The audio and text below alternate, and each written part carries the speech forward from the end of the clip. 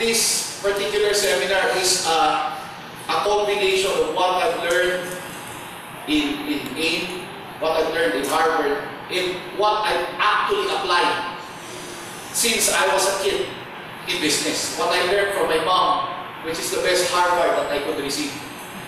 The entrepreneurial success is 3 parts. If you are to be successful as an entrepreneur, you have to have ideas, execution, and learning. Di ba? May idea ka, i-apply mo, and then continuous na mag-aaral ka. Okay? Ideas. The common thing that I listen to when I hear people, apay nga ka, kaya kung negosyo. Apay nga negosyo. Awan di kapital. You get that? And maybe you know, awan di kapital. And nung minsan, kaya ka at kapital mo is mga maipagandang. Hindi kailangan ng pera para magkaroon ng negosyo.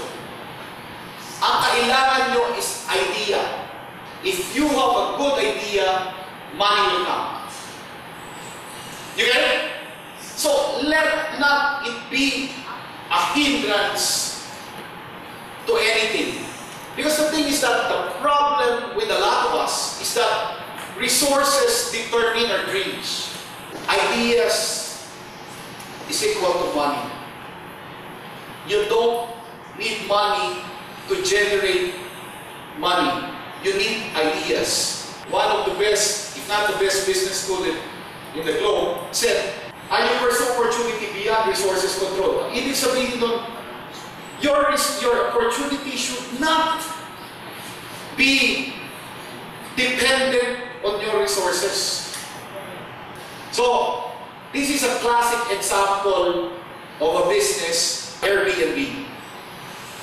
Ito, sinimulan ng dalawang tao, dalawang kagagraduate na estudyante. Si Brian Chesley at si Jogi Bian. Itong dalawang ito, wala talagang kapital-kapital. Kaya sinimulan dito, wala na kapital-kapital. In fact, sabi na, when they started the business, he sold his only car, and he had only about less than $1,000 in his pocket. Si Chesley. Ang idea ng negosyo nila is that if you have an extra room in your house, they will rent it out to you, and they will rent it out to others. With breakfast. Meron lang silang online website, and you could log on to it, and kunyari nasa New York ka, puno ang mga hotel, gusto mo mas mura, meron silang extra kwarto, dun ka, in that extra room, and you get breakfast. It's like a hotel. So, they are just an agent. Ganun lang, simple. This journey, the business idea happened when they are in San Francisco. Doon kasi sila magsisimula ng negosyo. Timely that there was a convention. So, may convention dun sa San Francisco. Halos walang hotel. E may extra room siya. Sabi niya, parentahan natin yung extra room. Alam niyo kung bakit ang pangalan Airbnb? Bakit Airbnb? Air, bed, and breakfast yun eh. Bakit air? Because during that time, it has no bed. In fact, when they started out, money went so dry. Wala talagang, nung nagsisimula sila, meron mga nagrenta tapos wala nang nagre-renta ang tagal in order to keep themselves afloat. Ang ginawa nila, bumili sila ng cereals kasi during that time, convention ng Republican at ng Democrats ng eleksyon ni Obama at McCain. Ang ginawa nila, convention yun eh. Gumawa sila ng cereal boxes, nag-computer sila ng mga mukha ni McCain at Obama. Nagbenta sila ng Obama at McCain cereals. And that serves as a lesson for entrepreneurs. You have to be resilient. Huwag kayong biglang umaayaw. Makonting ano lang. You know, ang dami kong idea. Tapos na pag nagpakahirap na wala na. Be resilient. So they, they start with cereals, huh? Cereals. But because of that, Paul Graham heard of their story kasi na-media sila eh. Because of that, he said, invited them. Paul Graham is what I'm saying, I'm telling you, na trend ngayon sa States. They are called combinators or incubators. These people gather small starting businessmen. Punta kayo dito, they house them in one house, in one office, naka-cubicle lang sila. They refine their business model, tinuturuan sila, bigyan sila ng capital. Around $17,000, which is not much. Just for them to tide over. Kasi ito, mawala talagang kapera-pera. And they polish their business plan, try it out, and then present. They will eventually, para silang nandito sa stage kayo, mag-represent yung grupo nyo, mag-represent ang audience, mga venture capitalists. People who would like to fund startups. And sabi ni Paul Graham, nung nakita niya, gumawa sila ng cereal, sabi niya, these guys I have to get because they're very persevering. Hindi aayaw itong mga ito.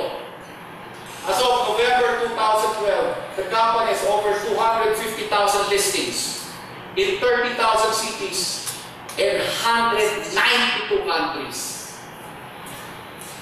Airbnb.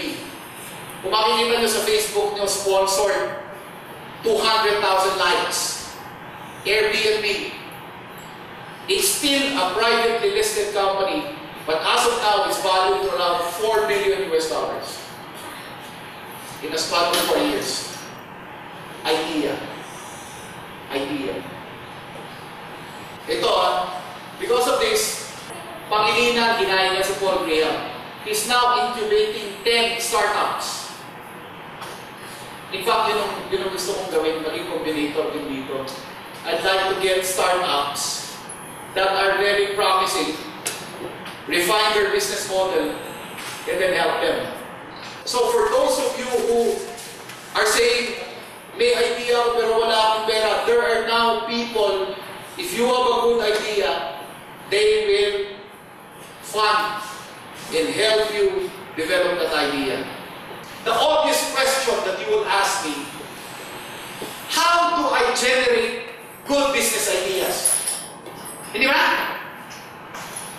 Business, entrepreneurial ideas are both a creative process and art na gaya ng gut and a science.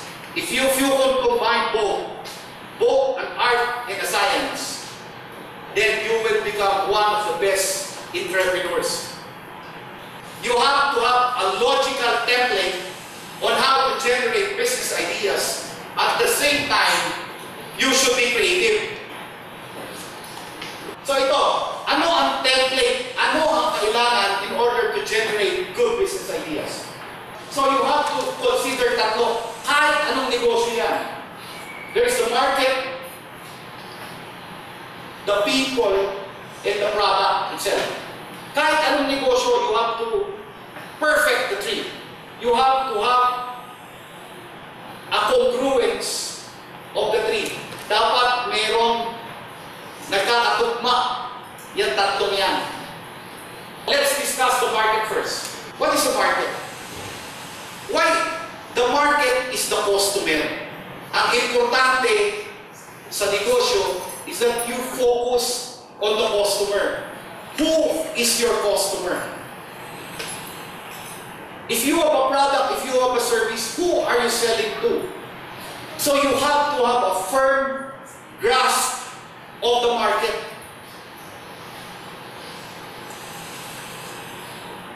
Very critical. You must know who is your market.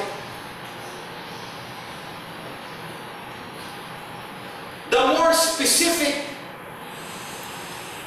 you are, insofar as the customer is concerned, the more successful your business will be.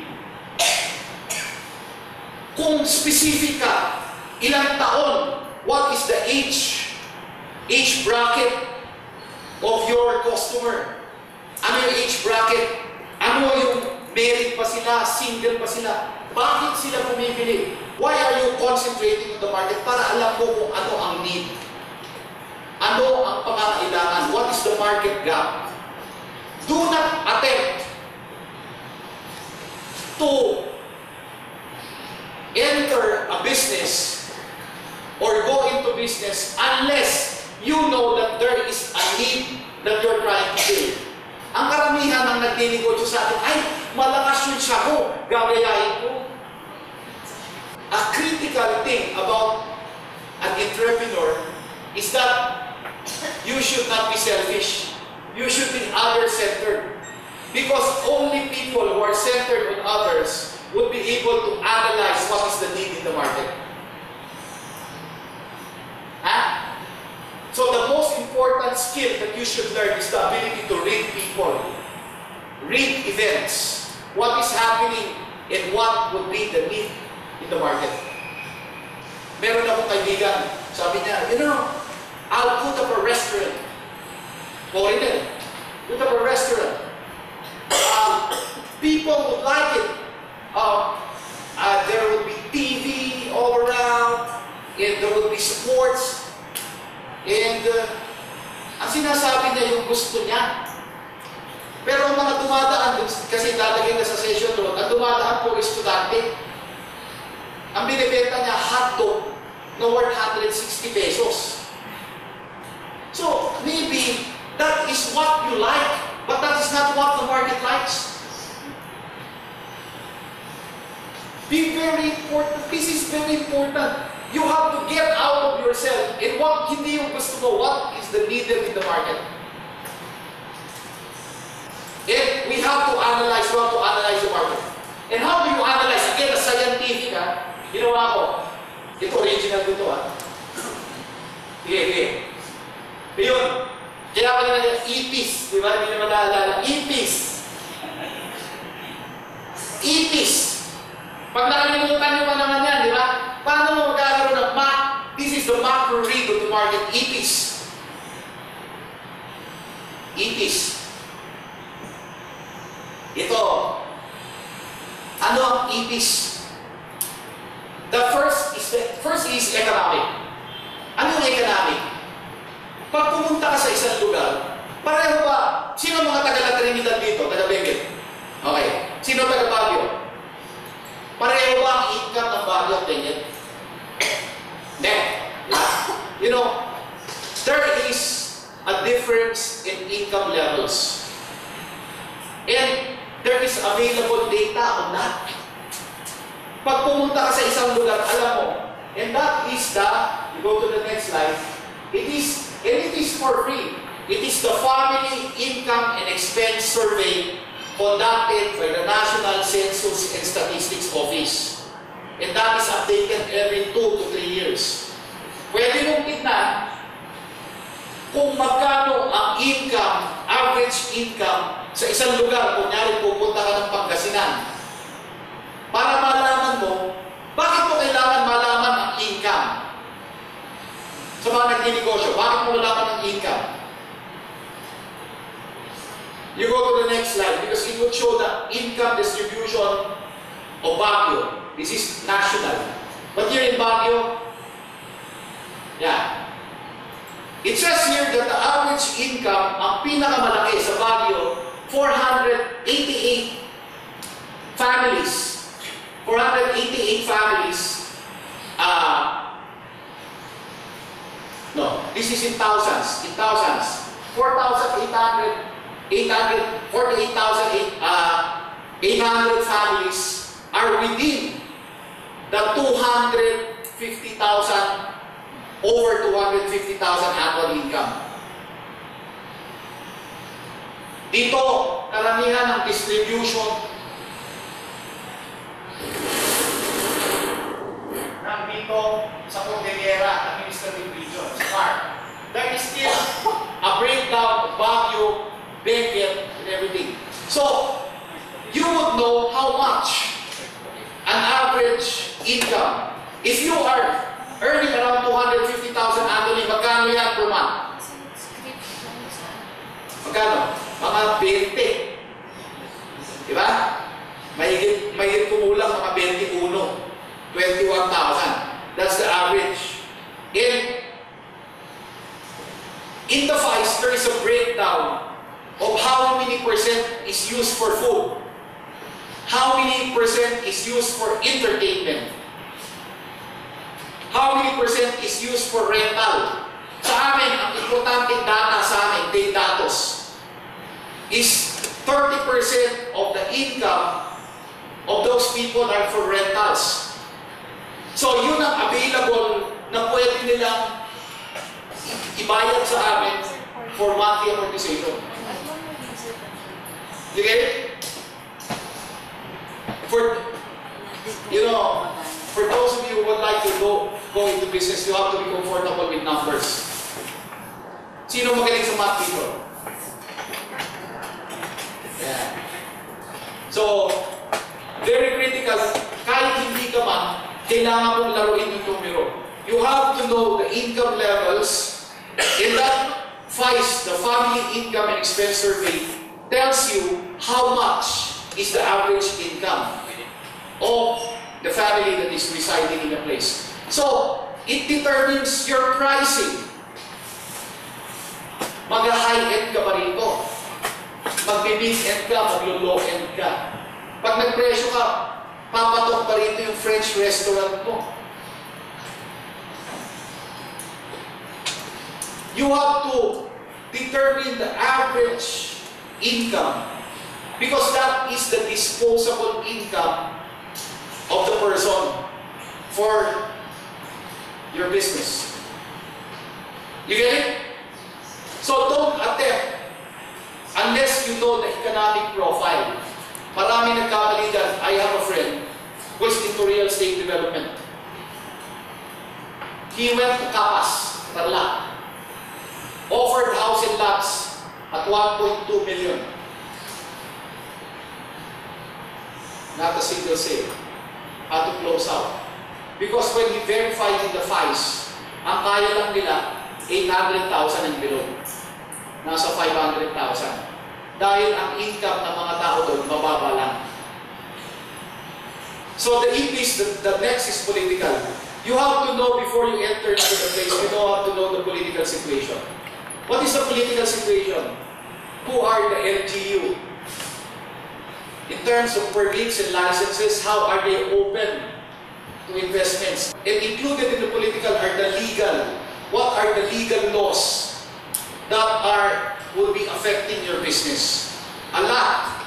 In our case, the laws that are something to do with the environment is very critical for those in mining. Maraming mga batas na kailangan na mag-a-affect dun sa iyong negosyo. So you need to see those. You know, the thing is that in our country and in a lot of countries, politics determine business. A lot of laws are really detrimental or could benefit a particular business for that matter. But you have to know it because each particular news could be beneficial or not. Another big development that will be coming, if you're keen on the political developments, is the opening of the T-Plex. Do you know that? The T-Plex will open. It will reduce travel time from Baguio to Manila to 3 hours to 3 hours and a half. Is that big? That's big. Is international. International now, we're so global. Lahat apektado sa dolyar, especially our beloved OFWs. Pag gumano niya ang pakta, but you know that a lot of people make a lot of money because of the exchange rate. They play on the exchange rate. You have to be keen on the development of the international because now, no development now in the international scene that does not affect us. Each political and international development is very critical. Social, ito importante. Yung social, yun yung ugali ng tao. Pareho ba ang ugali ng Kapampangan sa taga Baguio? Meron akong kaibigan sa La Union na sabi niya, alam mo bakit ang problema ng ayaw hindi, hindi mabenta yung anong development doon. Dahil in-apply niya yung modern design. Eh sa loob yun, hindi pa ang gusto pa nila yung mga ar-arko. Masapon na ar-arkuan, pati niya ito gawan, hindi pwede yung straight design, masapon maraming arko-arko. Because that is the ugali. And sometimes habits are very difficult to change. You have to go into the place. So, as a businessman, you don't just go into the into do business. You have to feel. A lot of people lost money when they went to China. Kasi nga, hindi nila pinag-aralan ang ugali ng Egypt. Kaya nga, if you go to McDonald's, in other countries, meron halal food. Meron silang walang, dito lang naman may kanin eh. Walang kanin, meron mas maanghang. Because you, depende dun sa lugar na yun, depende ang marketing mo, depende how you present your product. For those of you who would like to enter other markets. Secondly, you have to determine your industry. Ano ba yung industry papasukan mo? It's very critical, is your industry growing that you're entering or pabagsak na? Baka ngayon ka pa lang magpuputap ng shago o kaya shawarma. O kaya hindi man, kung meron pang market ngayon, baka pabagsak na. You know, the Kodak, the iconic Kodak, filed bankruptcy in January 2012. Nag-file sila ng bankruptcy because they did not anticipate the digital market. They knew it, but they did not act as quick when they were the industry leader. So anong ibig ko sabihin? Kailangan amuin mo yung industry mo, paakyat pa, pababa.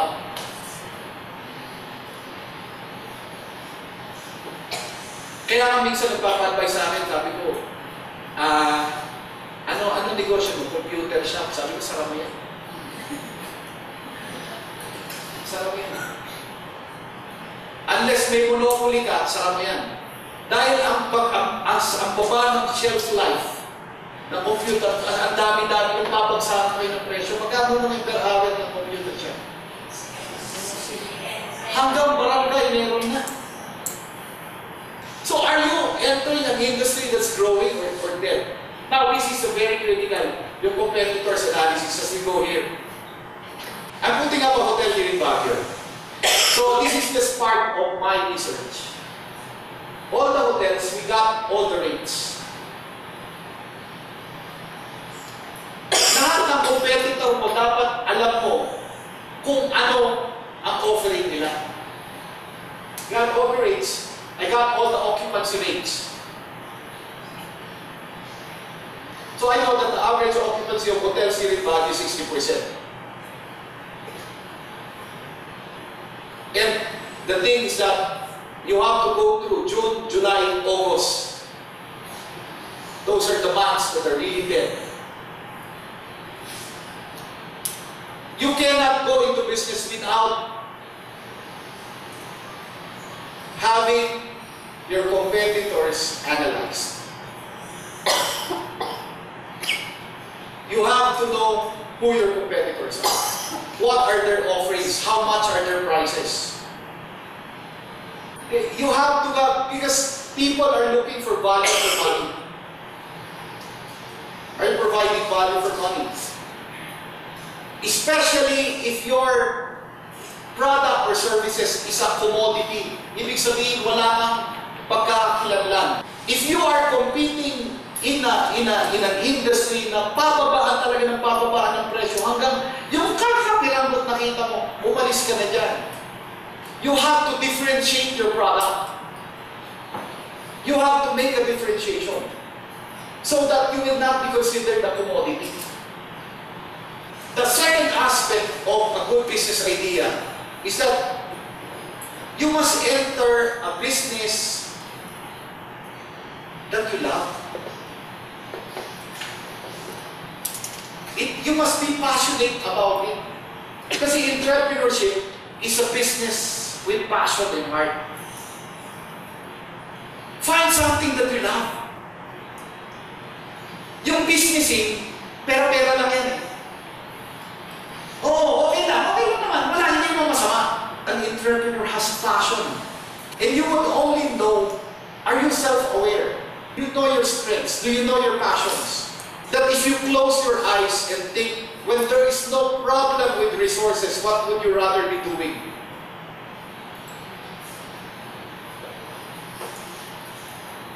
What would you rather be doing? So it has to be something that's close to you, close to your heart. You have to be passionate. Very critical. Oh, you could have a business without having passion in it. Pero when the going gets rough, you will easily give up. Kasi the only thing that's keeping you there is the money. But if it is a passion on you and it helps the market, it fulfills a need, then that's perfect. And you will not work a single day of your life. Once you see the need, nakita nyo, no? Once you see the need, you see your strengths, then you use your strength and your passion to create a product or a service that would fill the need, that would fulfill the need. You get it? Yung produkto is, you saw the need, you have your market research, your macro and micro data, and you have your passion, you create a product, you create a product concept. Yung produkto na mahirap gayahin, na ikaw lang ang nagbibigay, yung produktong service. I'll give you an example. You know, it takes about 10 to 15 beans, coffee beans, to make coffee. And the cost of that is 150.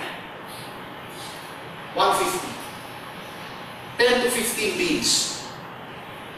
And that's how much it costs. Together the water, yung lalagyan, yung gasol, and everything. 150 ang isang coffee. When you go to McDonald's, you buy the same coffee, McCafe, at 25 pesos. Bakit ka nagbabayad ng 150 sa Starbucks na yan? Bakit? It's product concept. Everything that's bundled into it. It's not just coffee. It's the romance with coffee. Hindi ba? The barista comes, "Uy, Ryan, your usual."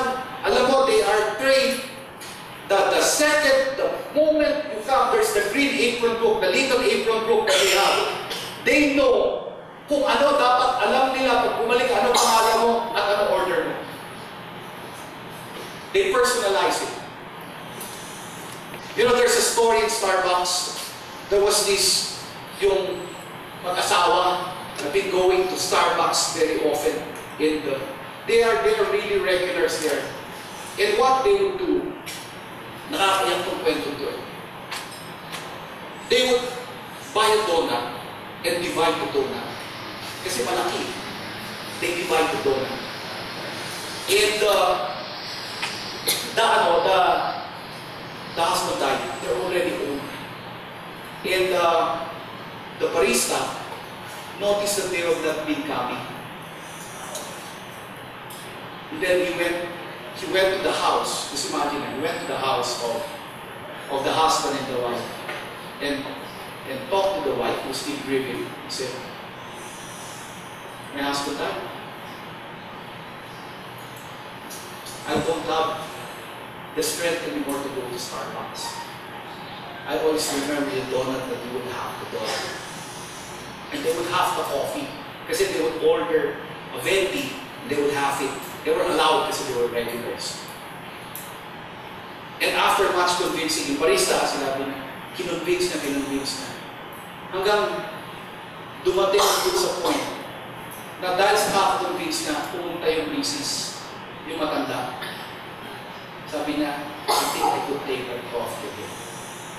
And the barista stopped whatever she was doing, sat down with the woman and half the donut like they used. That's why you buy Starbucks for 150 pesos. So what do you bundle in your product? What are the add-ons that you bundle in your product? So that it would not be something that could be just easily copied. What is your signature? What is something that you put your personal touch? June Hotels. Ito naman, imbis na add-ons, ano ba hotel? Di ba paramihan ng mga add-ons? Sabi niya, this guy who owns June Hotels, meron ito sa Makati, and mag-open daw sila sa Baguio, is owned by Tony Fernandez. Sabi niya, ang hotel, ang dami ng mga burloloy, ang hotel is 2 things. Sabi niya, bed, ligo. Okay. Yun lang ang hotel. Basically, that's hotel. A bed, and ligo. You know what he did? He removed everything. If you go to a June Hotel, wala yung mga, kung gusto mo mag-TV, may extra pay ka. Basic na basic. Ligo lang, but he had the best bed. Because it would be the most comfortable stay that you have. The best mattress. Yun yung ano niya. Actually, the mattress is bought. Meron bumibili ng mattress after he sells the bed. Because it's so comfortable and malakas sa shower. Yun lang, tinanggal niya lahat, mas napakapura. June Hotels. Iba-ibang style, diba? Ang Starbucks, maraming in-add-on. Ito naman, binawasan. So that's also strategy depending on how you strategize your product. Either you add on or reduce it into the basic. This next story would really amaze you. Si Ilya Diaz, he enrolled at social entrepreneurship. Social entrepreneurship is a new brand of entrepreneurship now. So a lot of churches, they ask for donations, and a lot of people, they get donor fatigue. Ayaw na lang magbigay. So what a lot of people started, and one of them is Paul Newman. Kilala niyo si Paul Newman. Instead of asking money for causes, they put up excellent businesses to support their cause. And that's called social entrepreneurship. Ilya Diaz is a social entrepreneur. When we were at AIM, we have, and I hope you do this, we have a part in our course. Kasi nga, sabi ko ng course, walang presentation, wala lahat. In order, ang gusto mo lang mag-focus ka sa negosyo. Meron kaming tinawag na serendipity walk. It's like, you will be assigned to walk in a particular area in Manila, and as a result of that walk, you will generate a business idea. You get it? So, isang araw, mag-walk ka. Serendipity walk. Diba? So, you will have serendipity, you will we call it an aha moment. Ilya Diaz was part of that class. And he was assigned at Luneta. Ang ganda ng kwento ko eh. Pumunta siya sa Luneta at night. Nakita niya ang daming natutulog.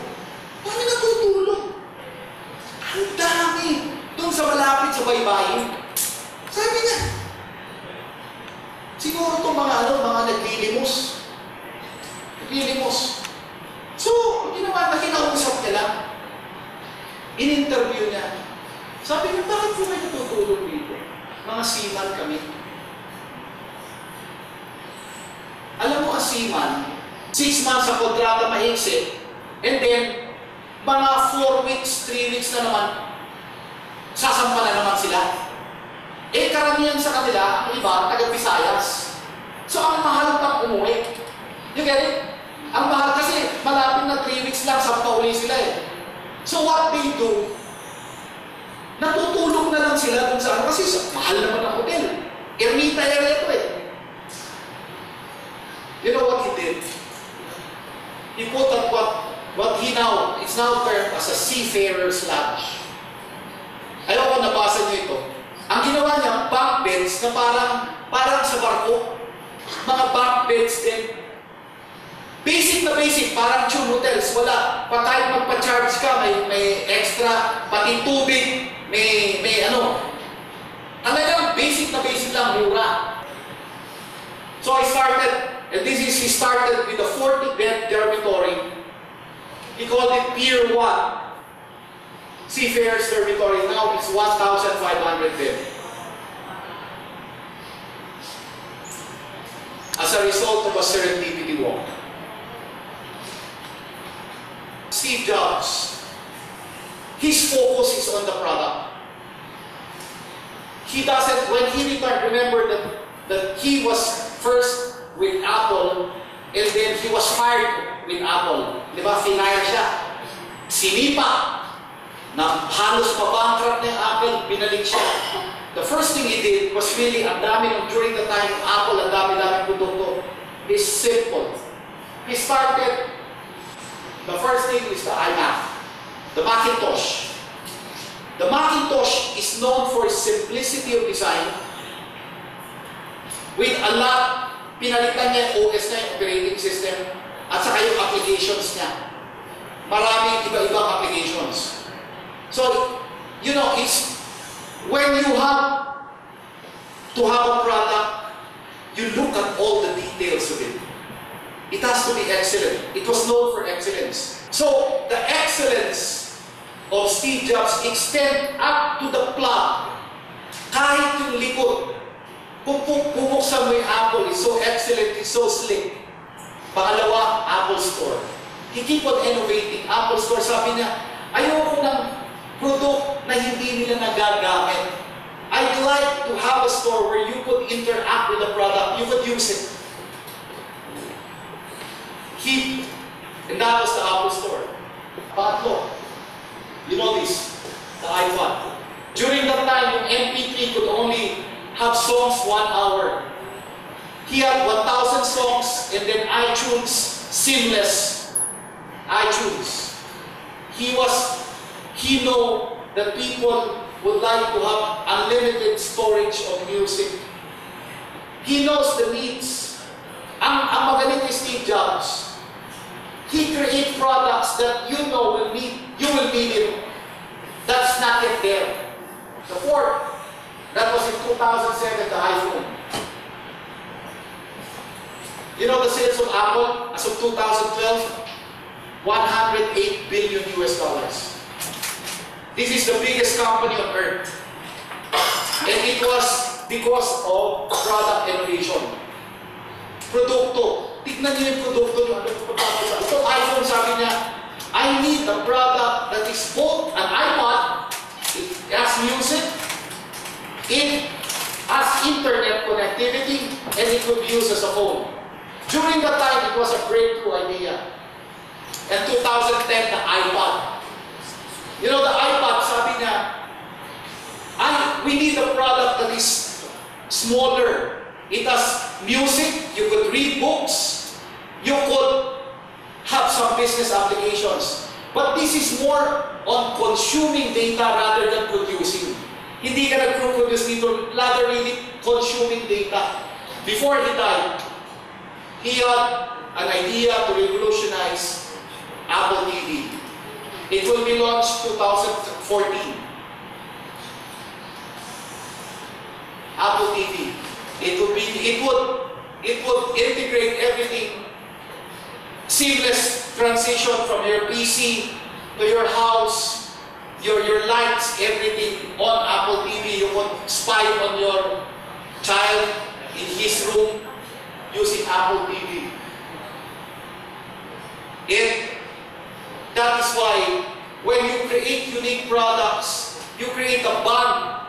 You know, an Apple user seldom transfer to another company, to another, even if it's, you know, there's a phone, I don't know if you know, it's a better phone.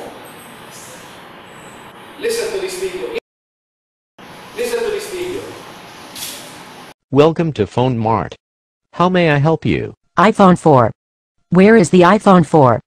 I need an iPhone 4. Oh, I'm very sorry, but we are currently sold out. However, we did finally get some more. What? What is that? Is it an iPhone? No, it is that 4G phone on If it's not an iPhone, why would I want it? Well, it's similar to an iPhone, but has a bigger screen. I don't care. The internet speeds are around 3 times faster. I don't care. It has a higher resolution camera on both the front and the back. I don't care. And it doesn't require you to be on Wi-Fi to use video chat. I don't care. Its battery is replaceable, as is the memory card. I don't care. It is highly customizable, everything from the widgets to the icons, the fonts, and even has video wallpaper. I don't care. The monthly bill is cheaper. I don't care. It prints money. I don't care. It can grant up to 3 wishes, even if one of those wishes is for an iPhone. I don't care. It has an app that will build you an island, and then it transforms into a jet and flies you there. I don't care. And it's indestructible. I don't care about any of that. Okay, fine. Then what entices you about the iPhone 4, if you don't mind me asking? It is an iPhone. You have to create a product that will create that kind of loyalty. You know the question that was asked to us in Harvard, the professor said, if you close down today,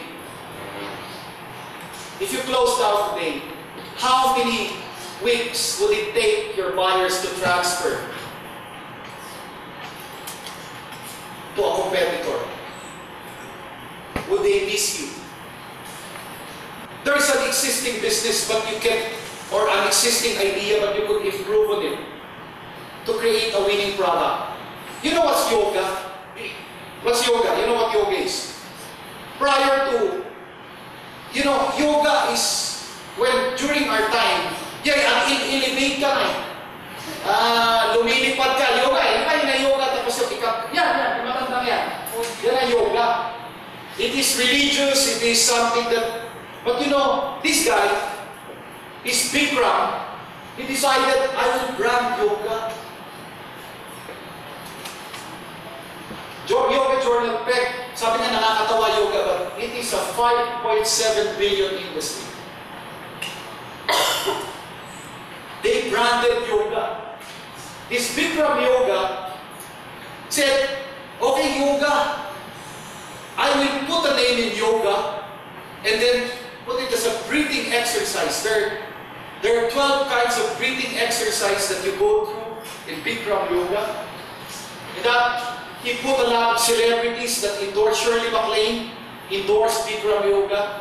And then it created a whole industry. The next part, this is a $1 billion industry of yoga apparel, Lululemon.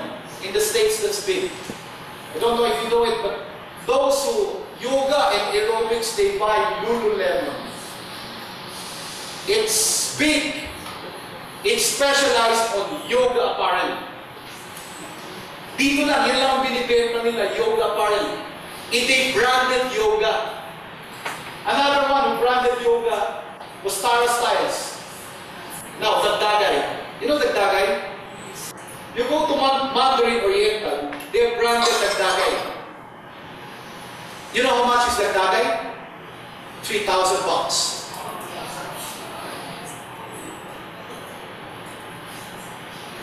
It is an eagle of ancient art that has healing qualities that would revitalize your basic organs and a lot of cheche.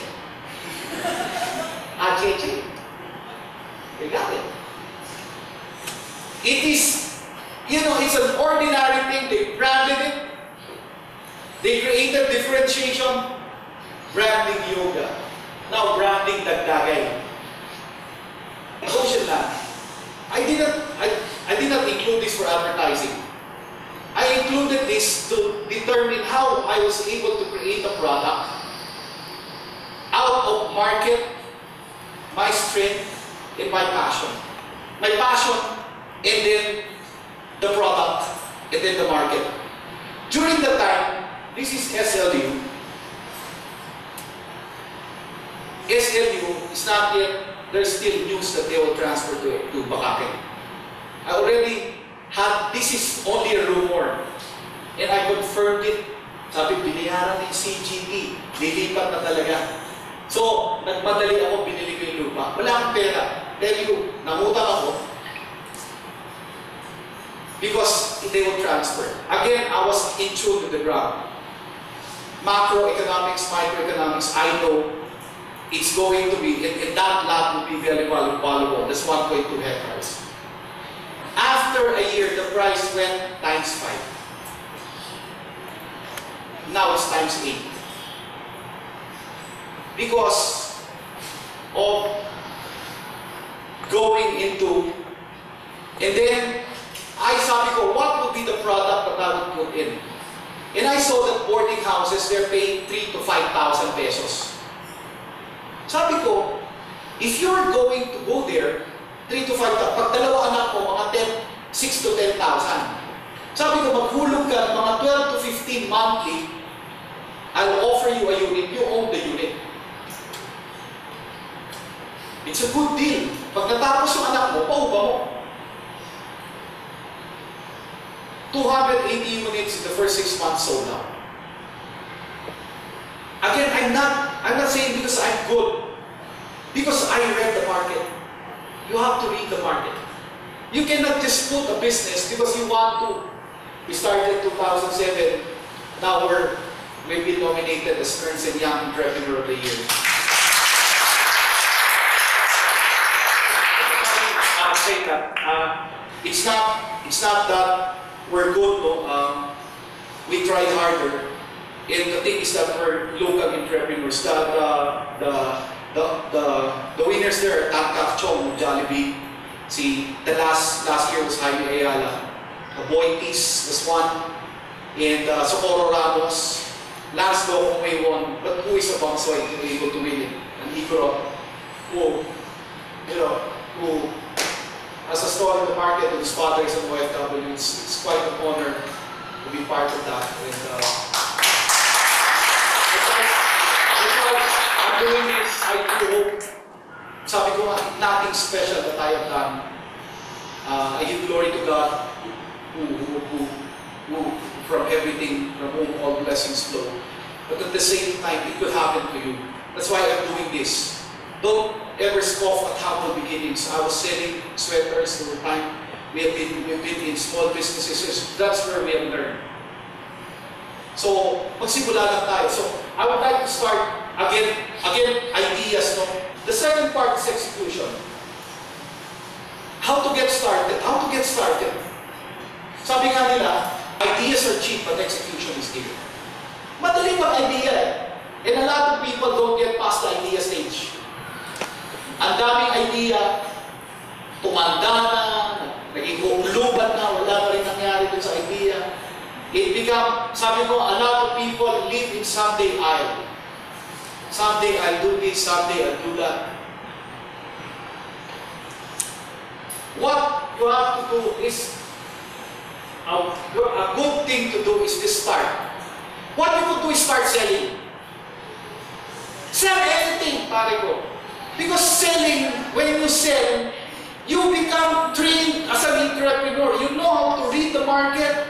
You know how to fail, how to have the door closed on your face. Sell juice, sell insurance, sell real estate, just sell. And you could do that in your spare time. Instead of watching those telenovelas that never end. You could do it online. Sell. Business eventually boils down to people. How you deal with people, how you relate with people, how you read people. And that selling gives you that experience. Kasi kung hindi mo kaya, pareho, pakapalan mo ang buhay. Pakapalan mo, kailangan ka maging seller eh. In our business, you have to sell. That's why you have to know how to speak in public. You have to learn it. So you have to go over that hiya-hiya. What's the worst thing that would happen? They say no. Hindi mo kabawasan yun. Okay? Ang dami kasi, puro lang eh. You know, start. Whatever, start. Now, this is the lean startup. I remember the Y Combinator that I told about Paul Reyes, that the king out there's a book of Eric Rice, Lean Startup. Ito na ang uso ngayon because since the crisis, the states have learned. They've learned from the Japanese. The Japanese, they follow the Lean Startup. The first part of the Lean Startup, start small. Start small. Ano maliit na pwede mong i-commit? You know the best thing, meron akong kakilala eh, magaling sa music. Magaling sa music, magaling mag-gitara. Magaling sa kahit anong instrumento. Sabi ko, alam mo, start small. Sabi ko, meron kang gitara. Ang pinaka-problema ng mga nagpapa-music lesson, ang traffic, kasi ang hirap pumunta doon. Paano music lesson. Pangalawa, commit as little resources as possible. Huwag kang mali. Nung when I was a student at AIM, alam mo yung katabi ng AIM Greenbelt? Doon kami kumakain. Maniwala ka, halos buwan-buwan may nagbubukas na restaurant. Big Bang! Ang restaurant sa Greenbelt, pag nagbukas ka sa Makati, concept restaurant eh. Puro concept. Dami mga artista, nandun, mga social yung mga maraming englisan, maraming mga beso-beso, mga mayayaman. After 6 months, sarap. They commit a lot of resources. They haven't verified yet whether it would work. Kasi at the end of the day, it's the food that matters.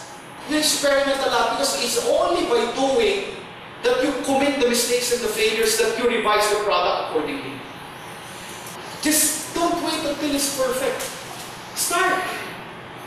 If you have an idea of a product, start as small as possible. Try it with your friends. Post it in FB. Yun ang maganda ngayon. FB, yung social network, provides us as a platform for free advertising. Noong araw, para ka maka-reach ng maraming tao, kailangan ka magpa-advertise, di ba? Newspaper, radio, at TV. Maraming pera ngayon. Post mo na sa FB. Diba? Experiment a lot. That's why Jim Collins called it bullet cannonball. Ang problema kasi, pag you use a lot of resources immediately, you get mauubos yung pulbura mo. Pero konting pulbura lang, bullet, try ka lang. When you verify that it works, you use the cannonball and you go to the 4th part of the scale. You do it on a big thing. So learning is what you're doing as I end. Learning, it's a continuous process. What you do, you get, how you learn is if you're in business, if you would like to be in business, read the business page. You have to be updated on what is happening. You have to read the business page. The political page as well, because it affects business. You have to speak business language. You have to know accounting. If you don't know numbers, don't go into business. They will fool you. Karamihan, lalo ng OFW, ipakatiwala nila yung maraming pera, pagdating wala. You have to know your numbers. Second, study the market. It's studying people. Spend the day doing serendipity walk. Walk in Session Road. What business? Kakating ko, sabi ko, ang daming tao rito, if I could get 1 peso for each of this person, just imagine how much it would be. What would that be? What would that be? So, you have to observe what are the changes that are happening in the environment that would spell business opportunities. Sabi nga nila sa Chinese, the Chinese character of opportunity and crisis is the same. It's the matter how you view it. Problema yan, pero oportunidad yan. So, for those of you who attended, and if you want to attend the July marketing module, will be on July. Can we register now? Yeah, sige. Yeah, you can register now. I do hope you learn. Yes. Don't